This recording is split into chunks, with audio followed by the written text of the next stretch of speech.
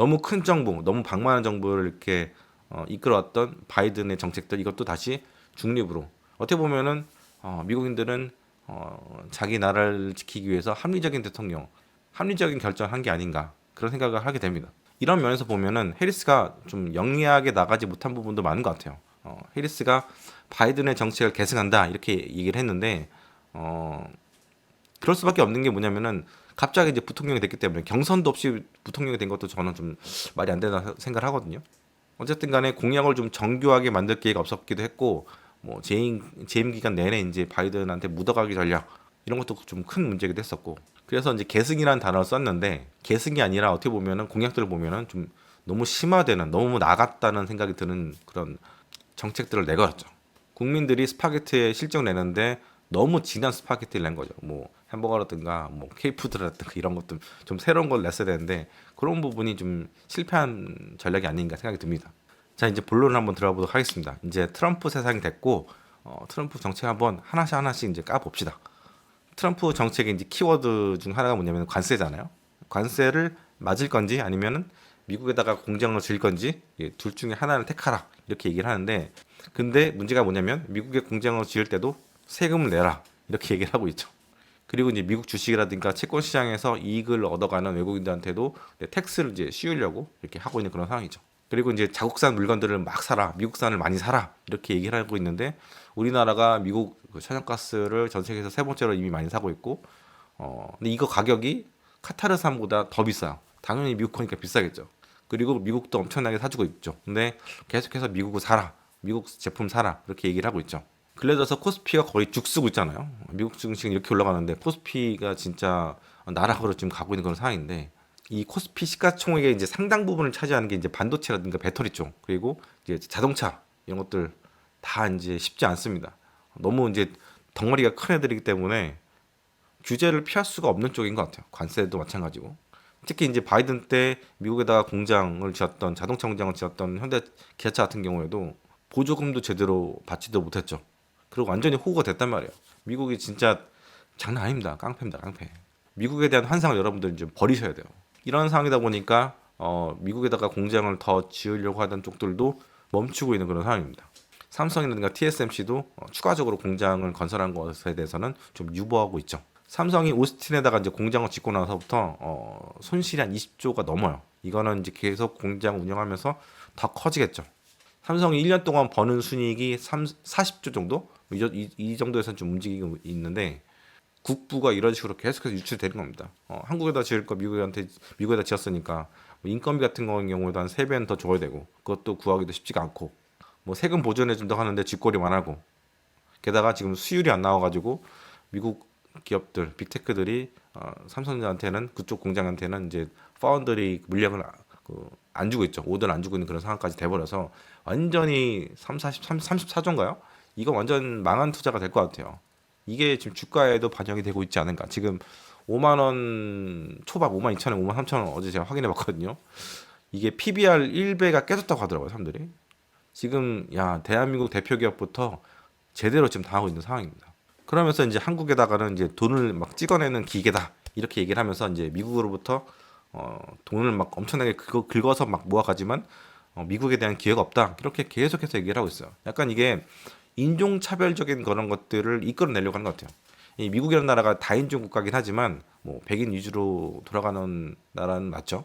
아시안들 뭐 한국인도 마찬가지고 이런 쪽도 이제 소수 민족이고 이제 미국 그 백인들에 비해서 사회 구성원으로서의 그 기여는 좀 덜하는 편인 것 같아요. 뭐 기부금이라든가 이런 것들도 뭐 규모라든가 퍼센테이지 인구 퍼센테이지를 볼 때도 그렇게 크지 않은 걸로 이미 많이 알려져 있고 대신 이제 열심히 이제 돈을 근면성실한 한국인들은 이제 돈을 벌고 아시안들이 다 그렇지만 이렇게 하면서 돈은 이제 제일 잘 버는 쪽에 속하죠. 특히 한국인들은 어떤 유색인들 인종에 비해서 가장 돈을 잘 버는 쪽에 속한다고 봐야죠.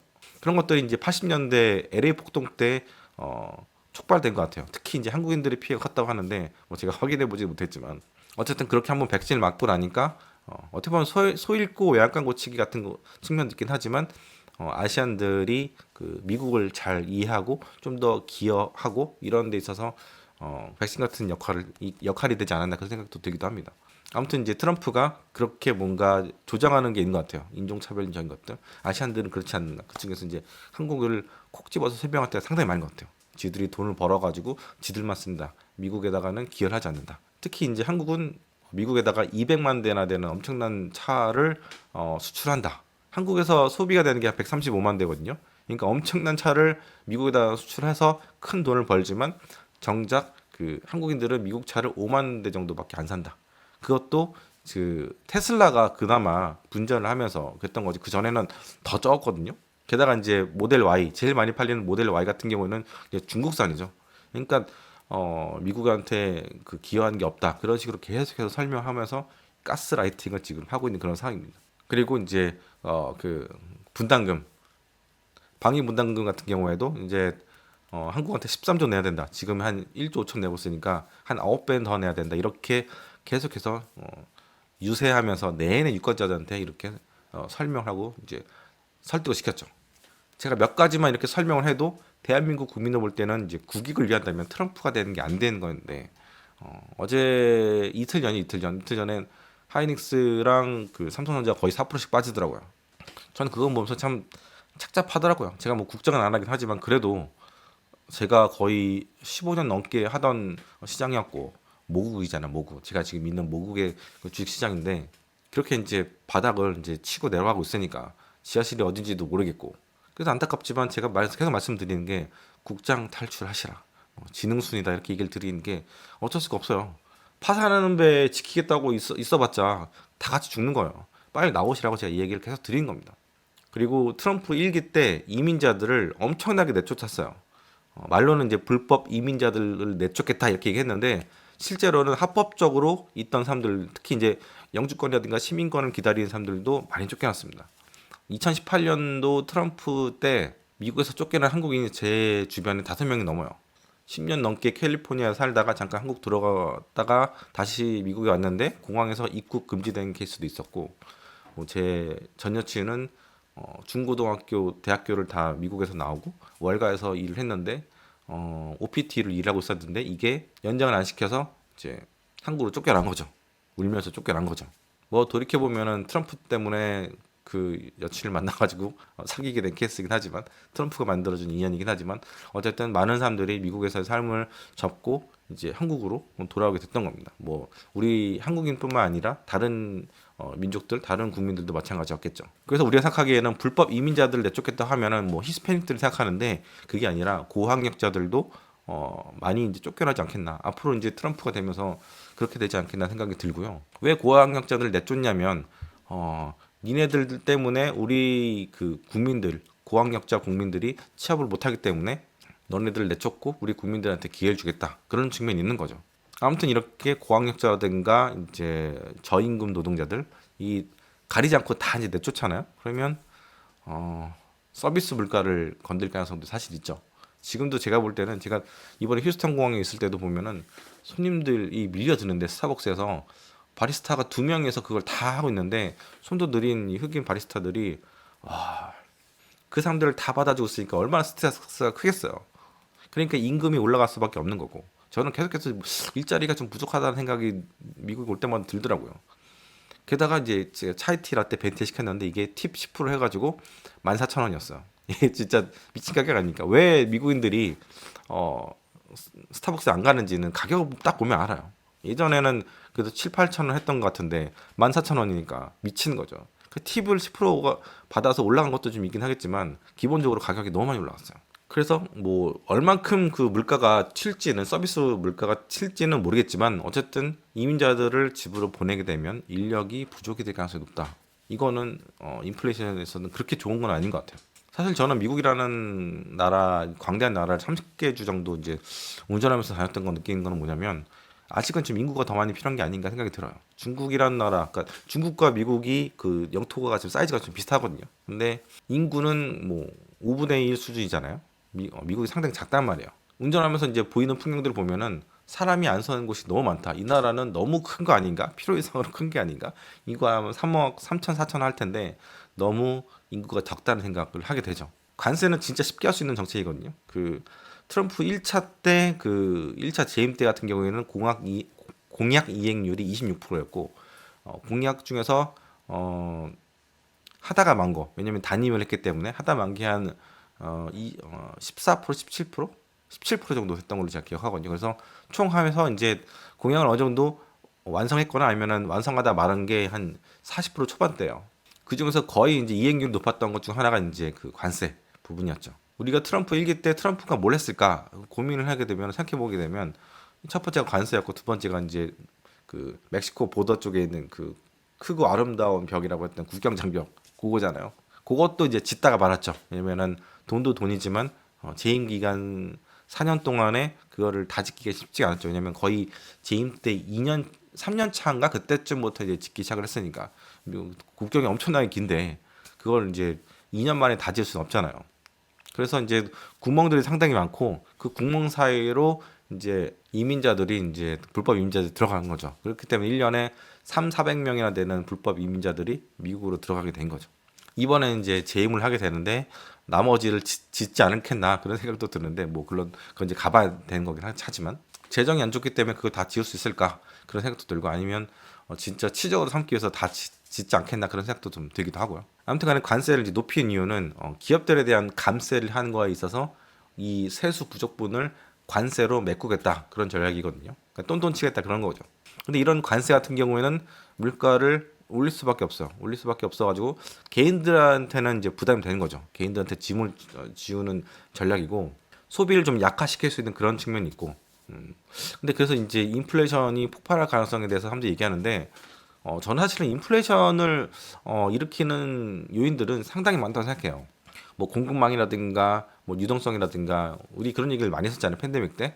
그래서 이게 진짜 인플레이션을 엄청나게 촉발시켜 가지고 다시금 금리를 뭐 올려야 되는 상황 그 정도 상황까지는 안 갈 것 같아요. 근데 일단 지금 시장은 좀 겁을 먹고 시장 금리가 지금 올라가 있는 그런 상황이죠. 어떻게 보면 이거에 대해서 우리가 또 투자의 기회를 찾을 수 있는 것도 있을 것 같아요. 이거는 나중에 제가 설명 좀 드리도록 하겠습니다. 사실 관세를 올리긴 올리겠지만 뭐 관세를 뭐 20% 보편 관세를 물리겠다 뭐 이런 얘기를 하지만 그게 이제 어떻게 보면은 경제 활력에 있어서는 굉장히 독인 부분도 있고 지금처럼 이제 금리가 이렇게 너무 많이 올라왔잖아요. 그것 때문에 겁먹어가지고 이런 상황이 지속이 되게 되면 상당히 안 좋죠. 지금 금리 인하기인데 금리가 이렇게까지 올랐잖아요. 4. 오늘 아침에 4.4%까지 올랐더라고요. 10년물 미국 국채 금리 기준으로 볼 때는. 그럼 이게 너무 올라가게 되면은 또 주식도 폭망하게 되고 그러면 이게 계속해서 악순환이 이어질 텐데 이게 이제 정상은 아니죠. 그래서 이제 관세를 매긴다고 하더라도 어느 정도까지는 봐가면서 하지 않겠나 그런 생각이 들고 진짜 뭐 중국에다가 관세 60% 때리겠다, 전쟁 내면 200% 때리겠다 이런 것들은 나중에 걱정할 문제라고 저는 생각을 합니다. 그래서 결국에 볼 때는 관세를 먹을래, 아니면 우리나라에다가 공장을 지을래 이건데 결국에는 공장을 더 짓게 만들어가지고 고용을 늘리고 세수를 확보하고 이런 것들을 더 노리는 게 아닌가, 그러니까 딜을 치기 위해서 그런 게 아닌가 생각이 들고요. 이거는 뭐 전임 바이든 정부 때도 마찬가지죠. 뭐 리쇼링 아니면 그 니어쇼링 뭐 프렌지스 쇼링 이런 것들 많았잖아요. 이런 정책의 연장이라고 생각합니다. 이거는 다음 대통령 때도 마찬가지로 쭉 이어질 것 같아요. 미국에다가 공장을 세워라. 미국과 중국은 제가 볼 때는 친해질 수가 없어요. 둘 다 패권을 갖기 위해서 유지하기 위해서 계속해서 싸우고 있고 시진핑이 끝난다고 해서 그 다음에 올라올 총리가 다른 정책을 완전히 펼치지 않을 것 같아요. 이미 두 나라는 그렇게 고착화된 상태이기 때문에 우리가 죽을 때까지는 이 상황은 계속 유지가 될 것 같다. 그래서 이제 이번에 2차 이제 무역 전쟁이 미중 무역 전쟁이 있을 건데 이때 또 시장에 급등락이 또 있을 것 같아요. 그런 거 보면은 여러분들이 이제 잘 대비를 하셔야 될 것 같고 계속해서 미국은 중국한테 꾸러 하게 될 것 같아요. 그러면서 이제 중국은 듣는 척하면서 안 할 것 같고 왜냐면은 2018년 미중 무역 그 회담 때 결정 났던 게 중국이 미국의 수많은 농산물들을 수입하기로 했지만 거의 40% 정도만 수입을 하고 나머지 60%는 안 했거든요. 시간을 이제 질질 끄는 거죠. 물론 이제 그걸 다 수입을 하려면은 트럼프가 재선을 했어야 되는데 재선을 못한 것도 이제 큰 요인이기도 한데 미국은 계속해서 시간을 끌 것 같아요. 특히 이제 4년 단임이기 때문에 트럼프 같은 경우에는 레임덕이 좀 빨리 올 수도 있겠죠. 3년, 4년 차 때쯤 되면은 레임덕이 올 수도 있기 때문에 일단 최대한 시간을 벌 것 같고 그리고 트럼프는 최대한 계속 쫄 것 같고 이게 시장의 급등락, 변동성의 확대를 또 일으키지 않겠나 그런 생각이 들어요. 그래서 이번에 IMF였는지 세계은행인지 모르겠는데 트럼프가 당선이 되고 나서부터 중국의 내년 성장률을 낮췄더라고요. 이게 트럼프가 되면 좋은 게 별로 없어.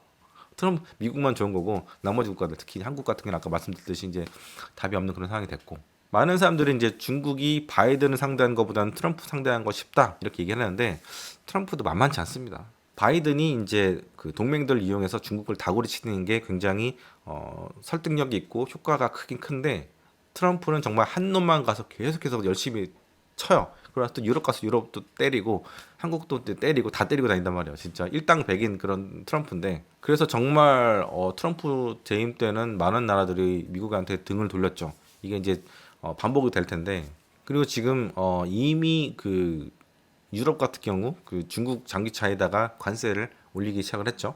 그걸 보고 있으면은 이미 동맹들도 미국의 동맹들도 미국한테 이제 등을 돌린 상태이기 때문에 꼭 바이든의 그런 정책 그런 스타일의 중국 견제가 아니다 하더라도 이미 동맹들의 푸시 그리고 미국 트럼프의 푸시 이게 같이 가게 되면은 진짜 힘들어질 수 있다 그렇게 생각합니다. 자 지금 아침인데 제가 배고픈데 자 제가 1시간 동안 떠들었는데요. 아침이다 보니까 공복에 배가 고픈데 주식시장에 대해서 이제 여러분들 가장 궁금해하시는 주식시장에 대해서 설명을 좀 드리도록 하겠습니다. 제가 10년 동안 지난 10년 동안 주식을 하면서 가장 힘들었던 때가 2018년 12월 미중 무역 전쟁이 있을 때가 가장 힘들었었거든요. 그때가 진짜 변동성이 엄청났었고 또 시장도 꼬라박고 막 그랬었는데 시장이 이런 것들을 한번 학습했기 때문에 대비가 됐을 거라 막 이렇게 얘기하시는 분들 계시더라고요. 근데 늘 큰 시장의 변동은요 늘 새로워요. 그리고 대부분의 사람들은 늘 대비가 안 돼 있단 말이에요. 그리고 지금처럼 유동성이 엄청나게 풀렸는데 살짝 줄이다가 그러니까 2022년부터 이제 QT도 했었고 뭔가 긴축했잖아요. 금리도 올리고 이런 상황에서 근래 들어서 다시 금리를 전세 각국이 내리면서 유동성 살짝 늘리는 그런 상황이란 말이에요. 이런 상황에서는 변동성이 훨씬 더 올라가겠죠. 게다가 이제 개인들이 주식시장에 너무도 나도 많이 들어왔기 때문에 생각해 보세요. 우리나라 한국인들만 하더라도 700만 명이 미국 주식을 하고 있어요. 엄청난 거란 말이에요. 150조나 되는 큰 돈이 미국에서 시장을 이렇게 움직이고 있단 말이에요. 움직이는데 기여를 하고 있는 거죠. 이게 한국만 그런 한국이라는 굉장히 작은 나라예요. 전 세계 GDP에서 뭐 1.5%밖에 안 되는 나라고 금융은 더 후진적이기 때문에 더 낫단 말이에요. 근데 뭐 독일, 뭐 일본 그리고 뭐 프랑스, 영국, 이태리 다른 전 세계 국가의 그 투자자들이 미국에 다 들어있단 말이에요. 개인들이. 그러면 더 변동성이 커질 수밖에 없죠. 뉴스에 따라서 움직이는 그런 확률이라든가 폭이 상당히 커진 거죠. 그러면서 많은 개인들이 그런 변동성에서 다칠 가능성이 굉장히 높다. 그런 생각이 듭니다. 자, 그럼 이제 채권을 보도록 하겠습니다. 채권 같은 경우에는 지금 미국 10년물 국채 금리가 4.4%대까지 올라왔더라고요. 그리고 기준금리가 이제 4.5%잖아요. 그러니까 거의 이제 붙어버렸어요. 그러니까 기준금리랑 장기금리가 거의 붙어버린 상태인데 이거는 오래 가기 쉽지 않은 거거든요. 결국에는 금리도 기준금리도 계속 내릴 거기 때문에 그에 따라서 얘도 내려갈 수밖에 없어요. 그래서 지금은 국채를 사기에 딱 좋은 그런 상황인 것 같아요. 물론 이제 변동성도 클 거고 그렇기 때문에 TMF 같은 건 하시면 안 되고 TLT를 차곡차곡 모아가시는 거 이 전략이 괜찮다고 저는 봅니다. 뭐 트럼프가 앞으로 엄청나게 돈을 푸는 정책을 펼칠 거기 때문에 금리가 더 올라가는 게 맞다. 인플레이션을 이제 촉발할 거기 때문에 그런 얘기들도 많이 하시는데 그거는 그 바이든 때도 마찬가지였고 그리고 트럼프는 작은 정부를 좀 그 지향하는 측면이 있기 때문에 그 폭은 그래도 바이든 때보다는 작지 않을까 생각합니다. 그리고 계속해서 트럼프는 금리를 내리라고 계속해서 이제 파월을 쪼겠죠. 근데 물론 이제 그렇다고 해서 파월이 그 말 때문에 그렇게 줄이거나 하지는 않을 거예요. 그 사람의 판단에 따라서 이제 금리를 인하할 거고 예전에 파월을 트럼프가 임명할 때도 금리 내리라고 임명했지만 임명되고 나서 또 금리를 오히려 올렸던 기억들을 생각해 보시게 되면은 그럴 것 같아요. 그리고 이제는 이제 단임이기 때문에 레임덕도 생각을 해봐야 될 것 같고 그리고 트럼프도 이제 인플레이션이 해리스를 낙마시켰던 가장 큰 이유라는 걸 알 것 같아요. 그리고 일론 머스크를 정부 효율화 뭐 장관 이런 거 임명시킨다고 하잖아요. 그 얘기는 뭐냐면은 정부를 굉장히 슬림하게 만들려고 노력한다. 정부 지출을 줄이기 위해서 노력한다. 이렇게 가는 거거든요.